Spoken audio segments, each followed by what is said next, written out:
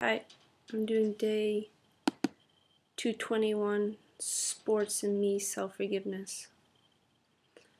And within the last post that I wrote, that I spoke on in my vlog about competition, and within that post it was about money and basically how I viewed myself as an athlete and how money came into the picture based on this image that I had to portray as, the best within everything, not only the way I played but the way I looked, and to be that perfect image that matched this image in my head, I had to have all the right equipment, all the best brands, and within that of course is expensive.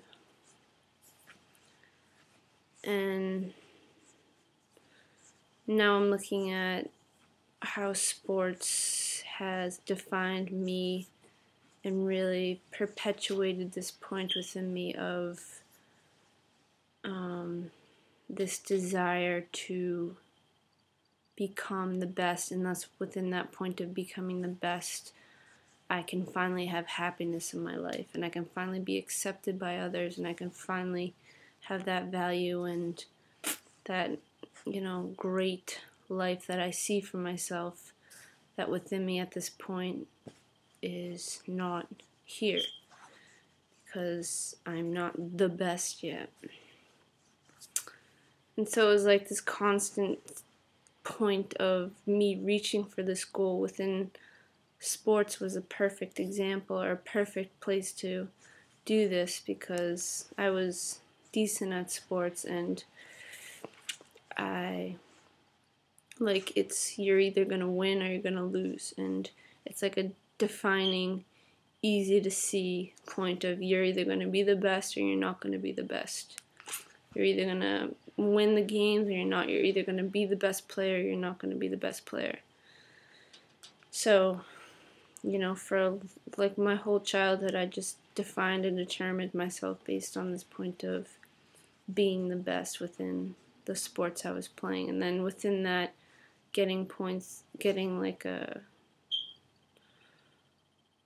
sense of accomplishment and empowerment within me based on this winning. And within the self-forgiveness that I wrote out within this blog, you can check out the blog within the links that's in the description of this vlog. I suggest looking at the links definitely to understand what self-forgiveness is, why I'm doing self-forgiveness, what are self-corrective statements, what is destiny, what is the destiny process, and all these points that I speak about throughout my vlogs to, understand what I'm doing, why I'm doing this, and really to help yourself understand as well, because it's a process of self-perfection, really. And I highly suggest all to, research it and try it out for yourself if you see relevance in it. But anyways, back to this point of competition. So within myself, I realized that, at a young age, I didn't accept myself based on, the big point was on the way I looked. I always judged myself as, because I was, again, this point of the best. I had to be the best, like a perfection point. And if anyone in my world was more than this point within me, like if someone was more beautiful than me, even at a young age, I would, that would create this point of conflict within me that, okay, I'm not the best, so how am I going to be able to get the best? And within the way of looks, there's nothing I can do to change my look. There's only, there are things that I did which actually was self-abuse and abuse to the body, such as,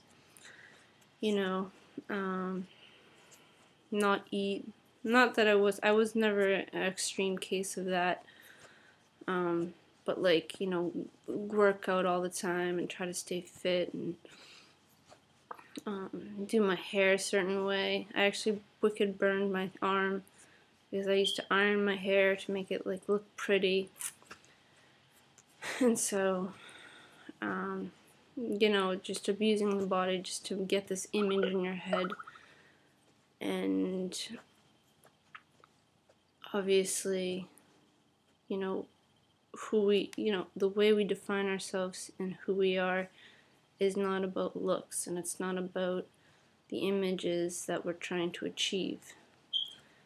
And so basically my point is that I was always miserable in my life. I was always in this constant state of conflict within myself because I never was happy with myself. I never accepted myself because I didn't match these pictures in my head. I wanted to be, you know, this beautiful, you know, girl, and I wanted the boys that I liked, I wanted them to see me as beautiful, and especially if they didn't see me or give me attention, then, you know, that was a real issue with me and for me, because, you know, of course I wanted all the boys' attentions, and I wanted to be that popular person, and I always thought that that was what makes people happy, and that's what makes me happy. And at some point in my life I did achieve that point, not acceptance within myself, but, you know, popularity. And the next year was completely taken away from me, and I was on the opposite end of that spectrum. So I really learned quick within my life that, you know, happiness is not based on popularity and, you know, making yourself look, you know, get to the point where you're this perfect image and then everyone's gonna like you. I mean, it's all about that. All that is just, you know, fear. You know, fear of not being accepted. So you have to change yourself and compromise yourself to be this person that everyone, you know, you kind of copy everyone and we all like copy each other, and then as a group are just these copycats of each other, and no one's actually really expressing themselves. And usually the ones that are expressive in themselves and creative and stuff are outcasted and not understood. So something to look at there. So this point of sports, I saw within the self-forgiveness that I kind of used that for my own self-interest, to kind of push in people's face, because within myself it was really the only thing that I had to use to show that I'm worthy and I'm good at something and I'm the best.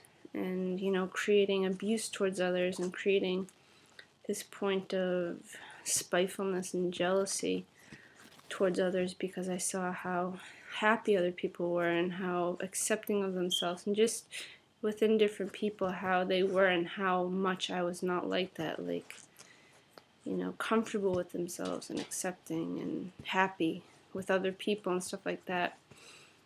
Not that everyone's perfect and has these happy lives, because everyone has issues, but, you know, I could sense that kind of stuff when I was younger, because I was in tune with myself in a certain sense, and I've always had this point of conflict within myself, of this point of perfection that I wanted to reach in my life, especially with my look, because I saw looks were the gateway to my happy life that I wanted. And interesting enough, it was tied into this happy, like this man that I wanted, this perfect guy, and it's always been about this perfect, you know, good-looking guy. So it's kind of fascinating, that point. Haven't really looked that much. Somewhat I have, but I'll continue on in my process to look at that. And so just obviously the next vlog is about the self-commitments, which is the corrections of these self-forgiveness statements, and the realizations I made and saw within this that need correction, like the point of misery within me, the point of defining myself by images in my head, the point of defining myself by this perfection picture that I have in my head that is not achievable, because it's not real. It's not considering physical reality, real people, myself as a real physical being, and it's just created a miserable point within myself that I actually created myself by not accepting myself and really perfecting the way I'm living and treating others rather than trying to reach this perfection of a picture and using sports as a point of trying to achieve this. So, alright, so that's it for this vlog, and thanks for listening, and we'll continue on. Enjoy.